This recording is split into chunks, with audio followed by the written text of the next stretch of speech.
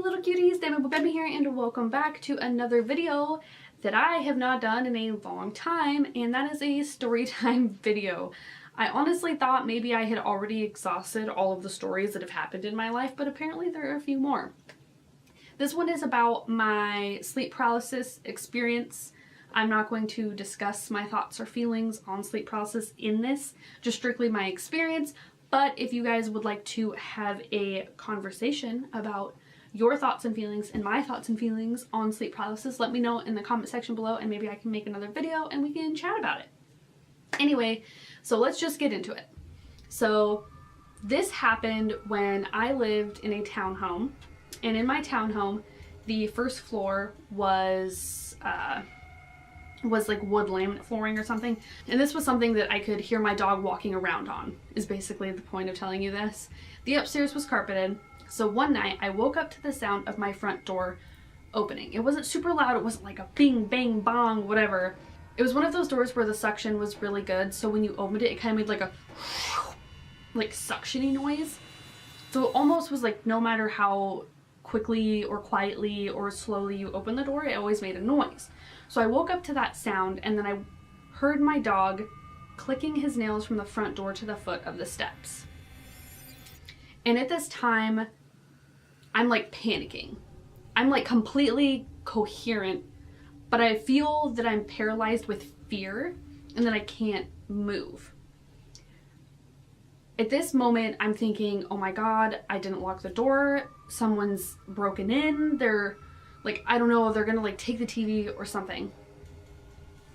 And my dog is the kind of dog that's like not going to protect anyone, so it's not unrealistic that he wouldn't alarm me if someone he didn't know came in the house. He's very friendly. So I hear the person and my dog stop at the foot of the stairs. And my stairs, it's not like I lived in an old house, but the stairs were kind of like crap and a little bit creaky. And I could hear somebody slowly walking up the steps, like one at a time. And I could hear the person like slowly putting pressure on the stairs. Like, this was the most bizarre experience I think I've ever had in my life, and it was the most probably terrifying thing that's ever happened to me. So I can hear this person slowly walking up the steps, like calculated, like I can hear they're carefully walking up the steps as slow and as quietly as possible. And I'm just absolutely paralyzed. I can't move. All I can do is just think. And I can hear this person walking up the stairs. And my husband is in bed next to me. And this entire time I can see my room as it was when I went to sleep. Everything was in its place. I always slept with my door a little bit cracked just in case like my dog wanted to like come hang out or whatever. And the hall light was on.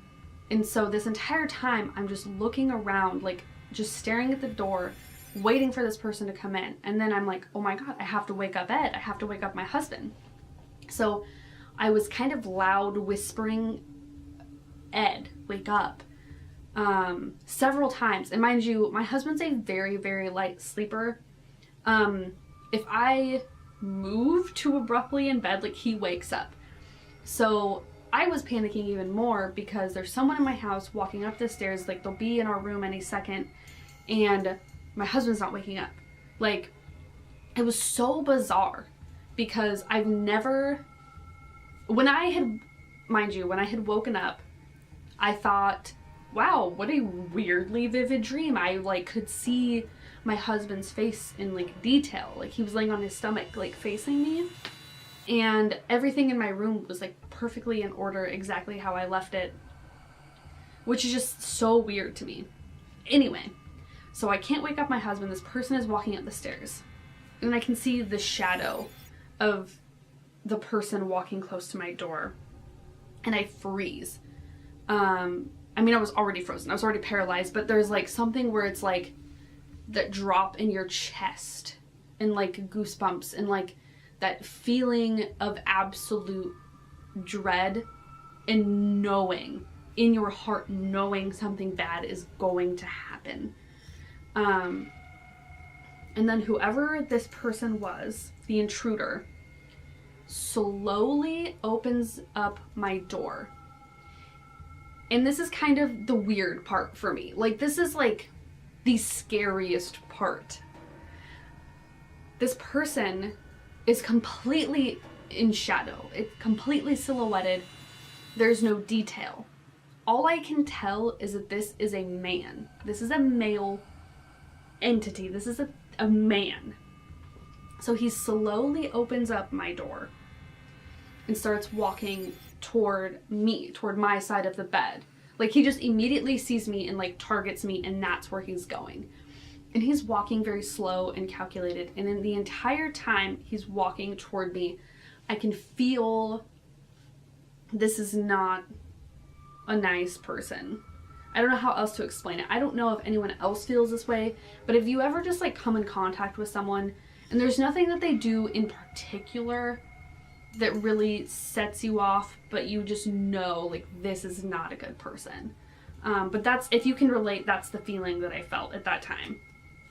And I remember closing my eyes and remembering like I needed to pretend to be asleep, because whatever it was, I didn't want them to know that I was awake in case they decide I don't know, I was sleeping and they were just gonna leave me. B, I did not want to be awake to see whatever they were going to do because I couldn't move.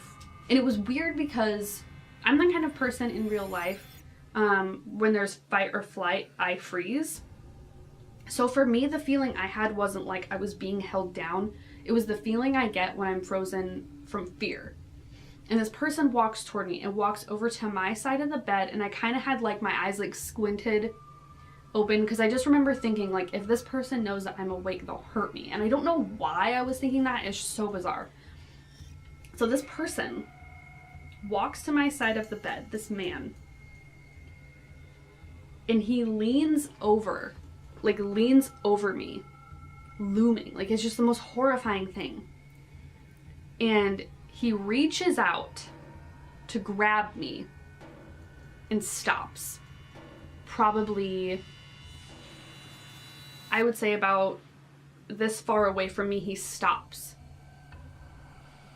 Stands back up straight and just looks at me. And then he walks back out the door and back down the stairs. And then I don't really remember. It was like so weird because when I like woke up, it was more of like I came to. I don't know how else to explain this. So it wasn't really like my eyes like fluttered open and I was awake sort of a thing. It was almost like I snapped back to reality, kind of a thing, you know what I'm saying? So I woke up with the feeling that this was just a really vivid, bad nightmare. And I even told my neighbor about it. And I was like, it was just the weirdest thing. And it was so bizarre. And at this time, I had never actually heard of sleep paralysis. It wasn't something I knew about. And I didn't think to look up what had happened. I just thought it was a really vivid, weird nightmare. Then fast forward to here now, one of my friends about a year ago was explaining to me that he has a big problem with sleep paralysis. And I just remember thinking, like, what is sleep paralysis? So he's like telling me about his like experiences with sleep paralysis, and it was weird because that sounded eerily similar to what had happened to me. So of course I'm like asking him a few questions, like, what is sleep paralysis? Like, what's this all about? And he had explained that what he thought it was you have like a weird sleep schedule where your body doesn't really know when to be awake and when to be asleep. So then you kind of end up in this weird limbo of being awake and asleep at the same time. And so you're hallucinating like you're dreaming, but you're not actually dreaming. And it's just like a weird thing. And so that's what he explained it to me, was like this weird limbo. And then I started researching it. And that's definitely what had happened to me with sleep paralysis. And everyone sees the same thing, which is super weird. But again, Like I said, I will not be getting into my thoughts and feelings on what sleep paralysis is. I just want to share this experience that I had with you. It was definitely the most terrifying thing I've ever experienced, and retelling the story and sort of reliving it gives me such a sense of dread. It's horrible. So that is my sleep paralysis story. If you guys have any of your sleep paralysis stories, if you wouldn't mind sharing them, leave them in the comment section below. You can hit me up on Twitter at missdemibobemi, or even Instagram at missdemibobemi. I would just really like to hear about it. I think there's something interesting about sleep paralysis and the way people experience it in a similar way. So if you guys have a story, I would love to hear it. Leave it in the comments. Let me know in the DMs, whatever. Also, if you guys have any comments, tips, tricks, or suggestions, please leave them in the comment section below, and I'll see you little cuties in the next one. Bye!